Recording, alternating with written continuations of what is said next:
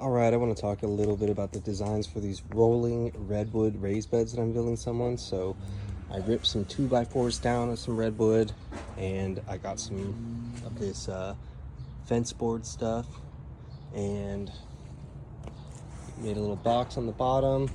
Got some struts going at the top. This is the bottom, and then use some timber bolts to attach a little piece of wood at the bottom here and attach the caster wheels. So here is it with the wheels. Now all that's left is flip it over. I'll add a little bit of support right here so it doesn't bow out. And then I'll put some wood on the bottom and drill some holes in it for drainage. And I'll show you what that looks like. So here it is, flipped right side up. See, it rolls nicely. And then this is the platform that I will put the bottoms on. So I gotta measure from here to here. Cut a bunch of pieces, and then I'll just nail them to the bottom right here and fill this up before I do the holes. Now I sand a little bit throughout, but I like to sand it one more time at the end just to smooth out any of those corners and make it so this thing is really easy to grab and move, and you're not gonna have to worry about splinters and stuff like that.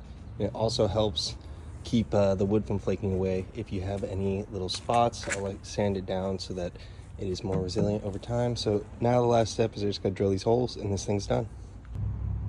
Now I don't use this type of paddle bit very often to make holes, but the one I was using the other day out of just a generic little bit kit was taking me forever and so much pressure, even with the impact driver.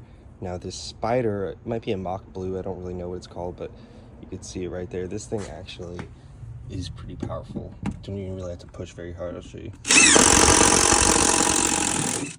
So easy. This thing's pretty badass. Do like this bit right there. There you go.